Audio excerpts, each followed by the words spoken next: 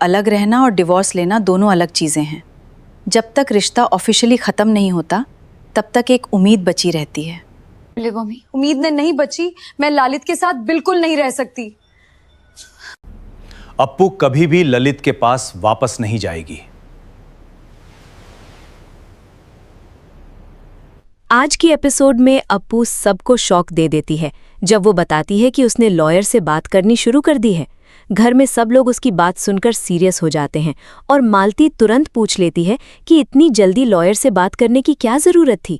अप्पू सीधा जवाब देती है कि अब वो वही सोच रही है जो उसे पहले ही सोच लेना चाहिए था। वो कहती है कि ये फैसला लेना उसके लिए आसान नहीं था, बहुत हिम्मत चाहिए थी, लेकिन अब वो अपनी जिंदगी में आगे बढ़ना चाहती है। ये सुनकर घर का माहौल और इमोशनल हो जाता है।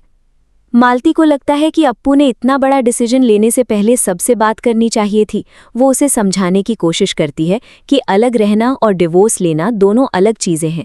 मालती का मानना होता है कि जब तक रिश्ता ऑफिशियली ख़त्म नहीं होता तब तक एक उम्मीद बची रहती है, लेकिन अप्पू साफ कह देती है कि अब कोई उम्मीद नहीं बची। वो ललित के साथ बिल्कुल नहीं रह सकती।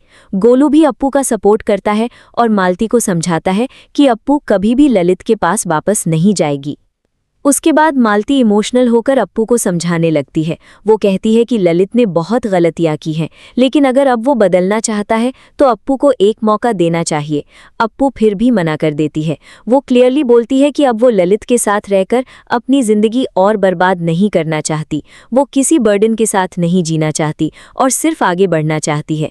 गोलू उसकी बात को सपोर्ट करता है और कहता है कि अप्पू जो चाहे करे वो उसके साथ है। फिर मालती फिर एक और बात बोलती है जो अप्पू को बिल्कुल पसंद नहीं आती। वो कहती है कि औरत को अपने पति की गलती माफ़ कर देनी चाहिए क्योंकि इसी में उसकी खुशी होती है। ये सुनकर अप्पू का पेशेंस टूट जाता है। वो इमोशनल होकर बोलती है कि औरतें कब तक सब कुछ माफ़ करती रहेंगी। लोग औरतों की फॉरगिवनेस को उनकी ग्रेटनेस समझकर उन्हें कमज़ोर बना देते हैं। अप्पू कहती है कि अब वक्त आ गया है कि दुनिया औरतों से हर बार माफ़ी की उम्मीद करना बंद करे। मालती उसकी बात सुनकर और ज्यादा टेंशन में आ जाती है। वो सोसाइटी का डर दिखाती है और बोलती है कि जब तक औरत के साथ उसका पति होता है तब तक सोसाइटी उसे रिस्पेक्ट देती है, लेकिन जब लोगों को पता चलता है कि औरत अकेली है तो वो उसकी जिंदगी मुश्किल बना देते हैं। मालती चाहती है कि चाहे अप्पू जो करे लेकिन ललित का नाम उसके साथ बना रहे। गोलू तुरंत मालती को रोकता है और कहता है कि जमाना बदल चुका है, अप्पू खुद को प्रोटेक्ट कर सकती है और पूरा घर उसके साथ है। लेकिन मालती का डर कम नहीं होता। वो इमोशनल होकर बोलती है कि माँ होने के नाते उसे अपनी बेटी की फिक्र है। घर के सब लोग उसे समझाने की कोशिश करते हैं। मालती फिर अप्पू को एक और चांस देने की बात करती है और कहती है कि अगर ललित सच में बदलना चाहता है तो अप्पू को सोचना चाहिए, लेकिन अप्पू का जवाब वही होता है। वो कहती है कि अगर ललित को बदलना होता तो वो कब का बदल चुका होता। फिर अप्पू अपनी माँ के पास जाकर बहुत इमोशनल हो जाती है। वो कहती है कि ललित को छोड़ने के बाद वो अकेली नहीं होगी, लेकिन अगर उसकी माँ उसका साथ नहीं देगी तो वो सच में अकेली पड़ जाएगी। ये सुनकर मालती भी इमोशनल हो जाती है। वो अप्पू को याद दिलाती है कि बचपन से वो जो चाहती थी वो हासिल करती थी। मालती मानता है कि अप्पू ने सच बताकर सही किया, ललित को उसकी गलतियों की सज़ा देकर भी सही किया और उस टॉक्सिक रिलेशनशिप से बाहर निकलने का डिसीजन भी सही है। लेकिन उसे ये बात बुरी लगती है कि अप्पू इतने सालों तक सब कुछ चुपचाप सहती रही। मालती को लगता है कि सिर्फ उसकी बात मानकर अप्पू ने इतना दर्द झेला। वो ये भी कहती है कि अगर ललित सच में बदलना चाहता है तो उसे मौका न देना गलत है। आखिर में मालती एक स्ट्रिक्ट डिसीजन लेती है। वो अप्पू से कहती है कि डिवोर्स की बात घर के बाहर किसी को नहीं पता चलनी चाहिए, ना अविनाश को और ना ही अरू को। अप्पू बस मॉम कहकर रह जाती है और उसकी आंखों में डिसअपॉइंटमेंट क्लियरली दिखने लगती है। सीन फिर ऑफिस साइड पर शिफ्ट होता है जहां रक्षित अपराजिता के बारे में सोच रहा होता है। उसे याद आता है कि उसने अपराजिता से कितनी रूड टोन में बात की थी जब वो डिज़ाइन दिखाने आई थी। अब रक्षित को गिल्ट फील होता है और वो खुद को फूल बोलता है। वो डिसाइड करता है कि उसे अपराजिता से अपॉलॉजी मांगनी चाहिए। पहले वो कॉल करने का सोचता है, फिर मैसेज भेजने का प्लान बनाता है, लेकिन फिर खुद ही रुक जाता है और सोचता है कि शायद वो गलत समझ लेती।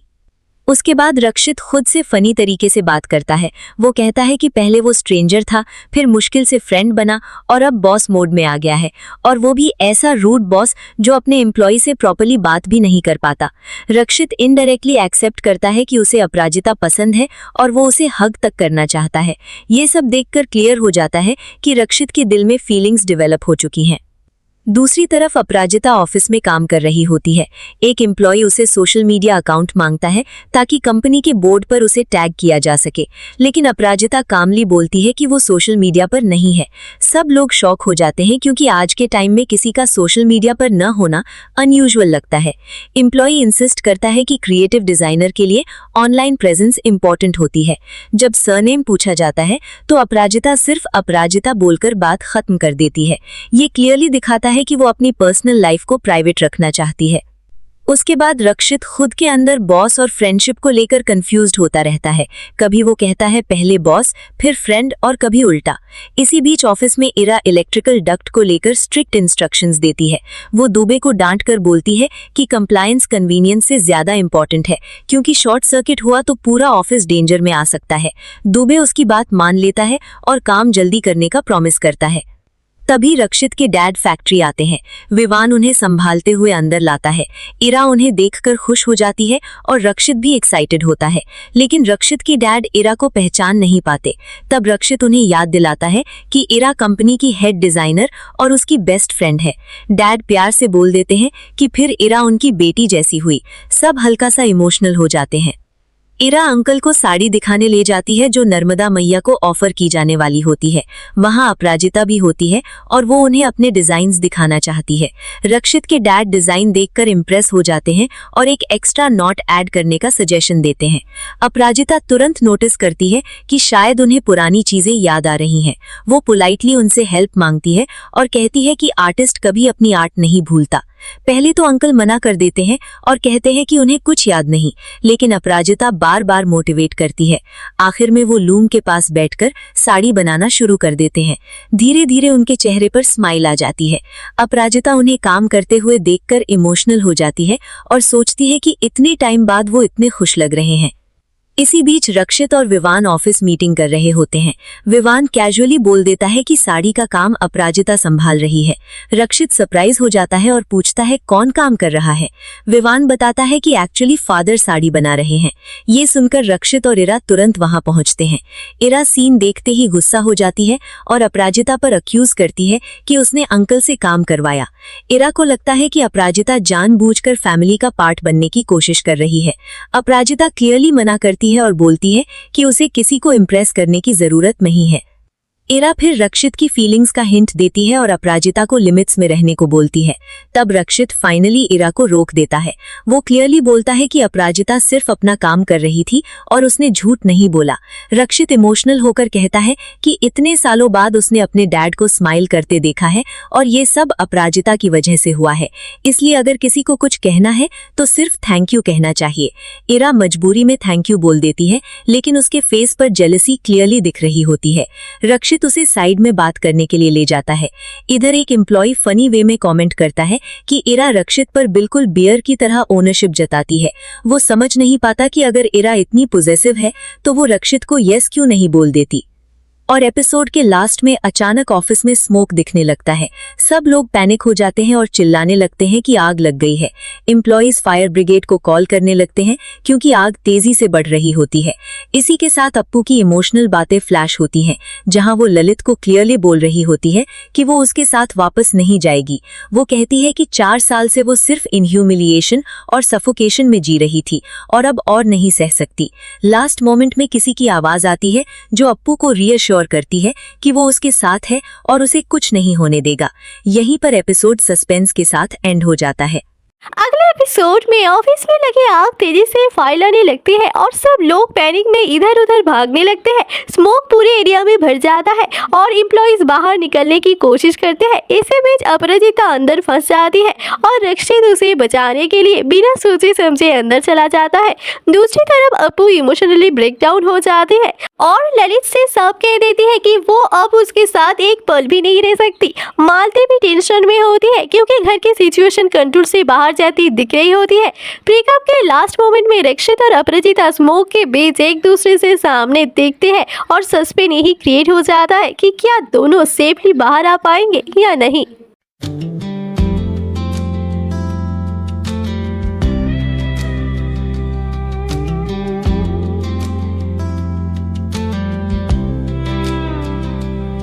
There's a mountain bearing bend, the county line. Some paint boat boulders and markers learn harp. Driving this stretch since I was young, with borrowed dreams and a restless tongue.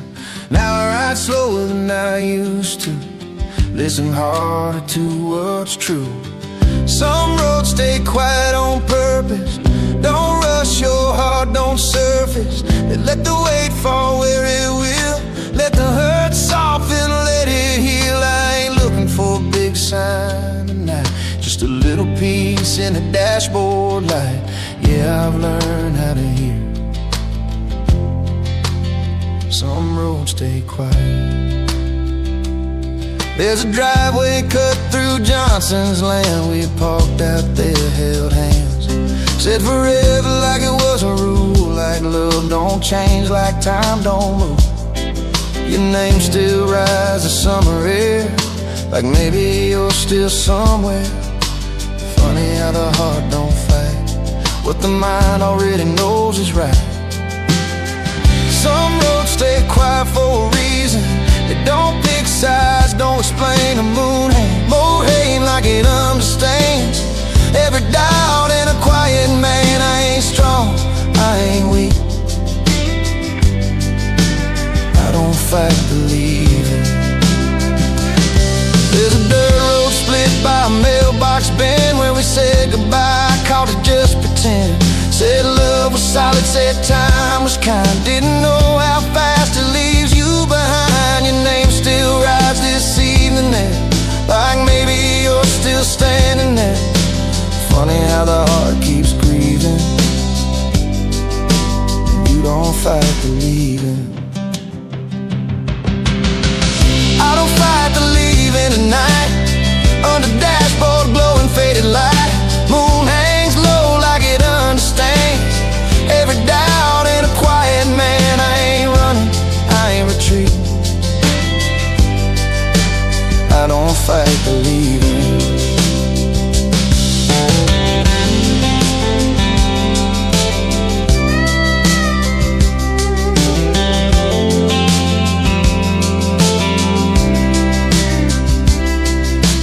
Daddy said, son, don't curse the road, some things change when you let them go. Mama prayed soft when the house went still, faith don't shout, it never will. I hear them both when the engine sighs, when the past rolls by my eyes. Guess growing up ain't never proven, it's knowing when to stop holding. I don't fight the leaving again, between who I am and who I've been. Stars burn steady, calm and wide, like they've always been on my side. I ain't searching for a reason, I don't fight the leaving. If love comes back, I'll let it stay. If it don't, I'll still find my way. Life don't promise easy feelings, just honest ends and quiet healing. I don't fight the leaving at last, between the future and the past. Every mile I didn't chase taught me peace ain't in the race. I ain't lost, I just believed in letting go instead of bleeding. Yeah, tonight I finally see it, I don't fight the leaving.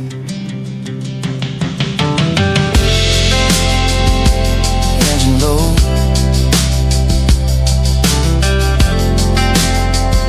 night keeps breathing,